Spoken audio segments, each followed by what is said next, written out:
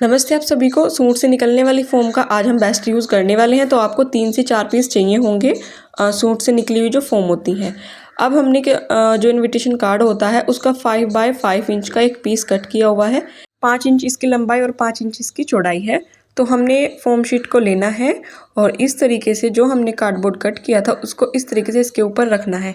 अब अगर हम ये कार्डबोर्ड कट ना करें, डायरेक्ट फोम पर निशान लगाए तो उससे काफ़ी टाइम लग जाएगा। तो हम एक बार कोई भी कार्डबोर्ड अपने मेजरमेंट के अकॉर्डिंग कट कर लेंगे, फिर उसको इस तरीके से फोम के ऊपर रख कर कट कर देंगे। तो इससे हमें बार बार नहीं नापना पड़ेगा, एक बार में ही कई सारे पीसेस कट कर तैयार हो जाएंगे।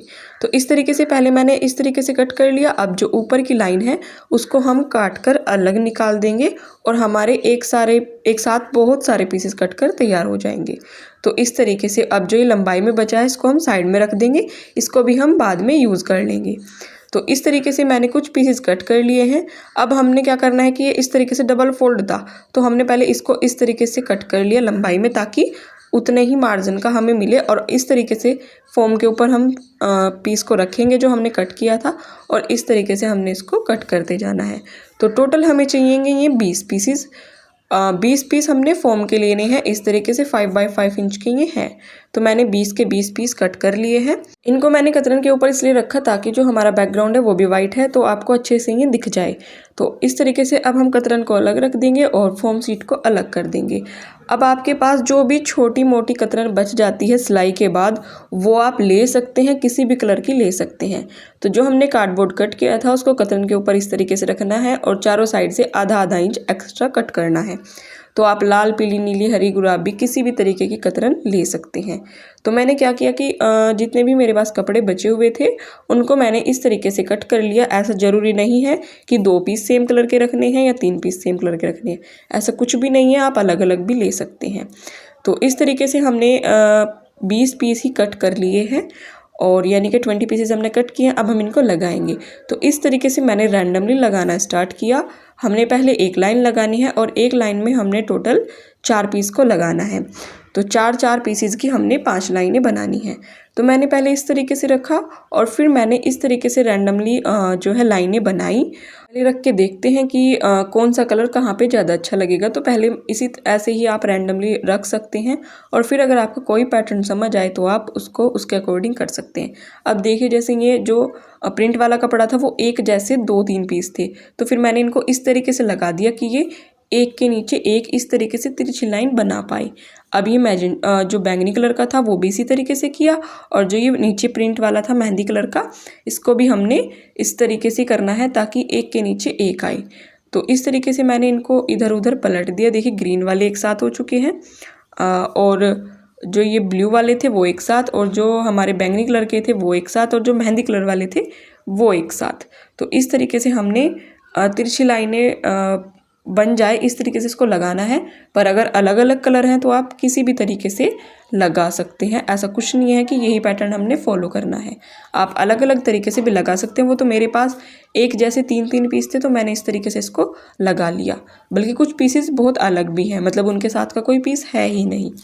4 लाइनें हम लगा चुके हैं। अब हमने 5वीं लाइन में इसी तरीके से रैंडमली हम लगा सकते हैं, क्योंकि 5वीं लाइन में अलग अलग पीसेस हैं। तो इस तरीके से हमने लगा दिया। अब हम क्या करेंगे, 2-2 पीसेस को सिलेंगे, यानी कि 4 की 4 जो पीस है उनको एक लाइन में बनाएंगे। तो इस तरीके से पहले हम इनको सिलेंगे, फिर खोलने के बाद एक साथ सिल देंगे। तो इस तरीके से हमने सभी लाइनें सिल देनी है। तो मैंने सभी पीसेस को सिल दिया है। अब हमने लेना है कोई भी पुराना कट्टा। आपके पास चावल का कट्टा वो आप ले सकते हैं। मेरे पास ये सर्फ एक्सल सर्फ का कट्टा है, वो मैंने लिया हुआ है। इस तरीके से हम जितनी हमारी पट्टियों की लंबाई है उतना ही लंबा कट्टा लेंगे, और जहाँ से साइड से ये बंद है वहाँ से इसको कट करके लंबाई में खोल लेंगे। अब जिस पैटर्न में पट्टियाँ नीचे लगी हुई थी उसी तरीके से हमने कट्टे के ऊपर इन पट्टियों को रखना है, और उसी पैटर्न में हमने लगा कर देखना है। और अब हम इन पर जो है नंबरिंग करेंगे ताकि ये जो पट्टियाँ हैं हमारी आगे पीछे ना हो। तो 1 2 3 और मैंने प्लान कपड़े पर लिखा ताकि हमें अच्छे से दिख भी जाए। तो 5 की 5 लाइनों पर हमने नंबरिंग कर ली। अब हमने कट्टे के ऊपर पट्टी को रखना है बिल्कुल सीधा, और इस तरीके से सिल लेना है। और साइड से भी सिल लेना है। और जहाँ पर हमारी जो है दूसरे वाला पीस जॉइंट है वहाँ पर भी हमने सिलाई लगानी है। तो जितने भी इसमें जॉइंट है वहाँ पर भी हमने सिलाई लगानी है ताकि इनमें पॉकेट टाइप कुछ बन जाए। और इस तरीके से सभी जॉइंट्स पर सिलाई लगानी है और किनारी पर भी हमने सिलाई को लगाना है। फिर धागे को कट कर देना है। अब जो हमने फोम शीट तैयार की थी, अगर वो थोड़ी बड़ी आ रही है तो उसको हल्का सा कट कर देंगे साइड से और इस तरीके से इनके अंदर फिल कर देंगे। चारों पीसीज में हमने इसी तरीके से करना है, हल्की हल्की सी फोम को कट करना है और इस तरीके से इन पीसीज के अंदर हमने भरते जाना है चारों की चारों पीसीज को। तो हमारी जो फोम होगी उसका भी अच्छा रीयूज़ हम कर लेंगे और जो छोटी छोटी कतरन बच जाती हैं उनका भी रीयूज़ हो जाएगा। अब हमने सेकंड नंबर की पट्टी को इस तरीके से रखना है, पहले वाली पट्टी के ऊपर उल्टा करके रखना है और सीधी सिलाई लगानी है। मैंने अभी 2 हफ्ते पहले भी इसी पैटर्न पर मतलब फोम के टॉपिक पर ही एक वीडियो बनाई थी। वो भी कुछ इस तरीके से थी, लेकिन उसमें थोड़ा ज़्यादा कपड़ा लग रहा था और ये उससे आसान तरीका है। तो सिलाई जब हमने लगा दी तो हम इसको इस तरीके से पलटेंगे तो ये कुछ इस तरीके से होगा और फिर से हमने जहाँ जहाँ पर इसके जॉइंट हैं वहाँ पर हम सिलाई लगाएंगे। तो जो पहले वाली वीडियो थी उसका लिंक भी मैं आपको नीचे डिस्क्रिप्शन में दे दूँगी, वो वीडियो भी आप ज़रूर देखिएगा। काफ़ी सारे व्यूज़ है उसके ऊपर। और जो मैंने ये वाला पैटर्न बताया ये उससे और भी ज़्यादा इजी है।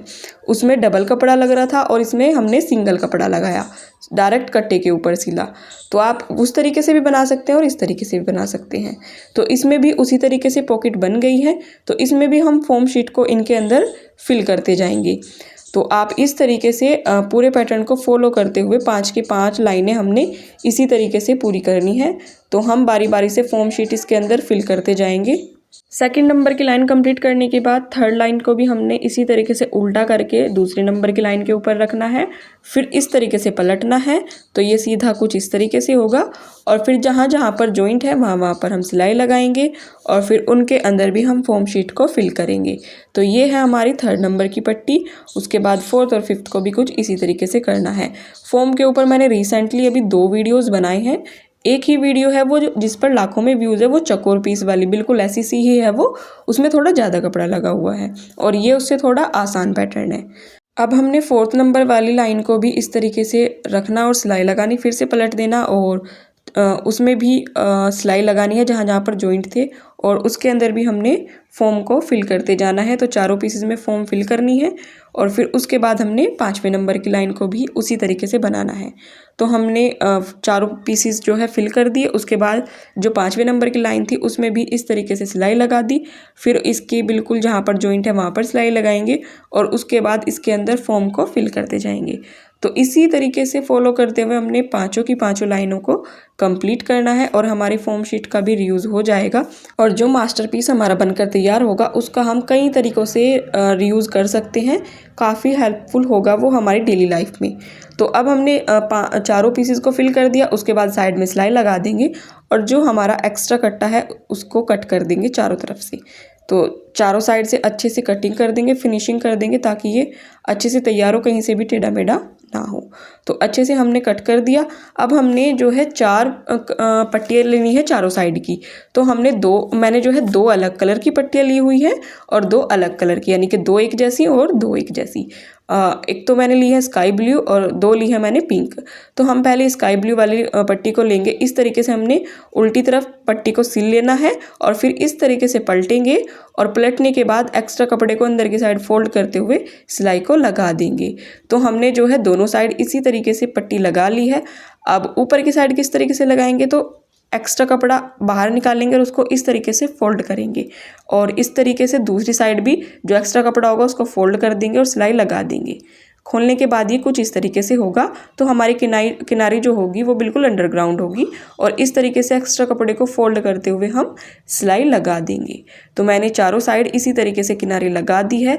तो ये हमारा प्यारा सा मास्टरपीस बनकर तैयार हो चुका है। आप इसका कई तरीके से रीयूज़ कर सकते हैं। पीछे की साइड से कुछ इस तरीके से इसमें सिलाईदार दिखेंगी और जो एक्स्ट्रा धागे हैं उनको आपको कट कर देना है। अब एक्स्ट्रा धागों को कट करते करते मैं आपको इसका रीयूज़ बताती हूँ। तो आप एक तो डोरमैट के रूप में इसका इस्तेमाल कर सकते हैं। सेकंड नंबर पे जैसे बेड पे बैठ के बच्चे खाना खाते हैं तब आप इसको बिछा सकते हैं। तो जो पानी वगैरह गिरेगा वो उससे बेडशीट गंदी नहीं होगी, वो ऊपर ही रह जाएगा। थर्ड रीयूज़ है कि आप इसका टेबल मैट के रूप में भी यूज़ कर सकते हैं। और फोर्थ रीयूज़ है, अगर आपके पास छोटा बेबी है घर में तो उसके नीचे बिछाने के लिए आप उसका इस्तेमाल कर सकते हैं। उससे टॉयलेट वगैरह से बेडशीट गंदी नहीं होगी और जो है ये देखने में भी काफ़ी अच्छा लगेगा। आपको वीडियो आइडिया कैसा लगा कमेंट में ज़रूर बताइएगा। मिलते हैं अगले वीडियो में, तब तक के लिए बाय बाय, टेक केयर।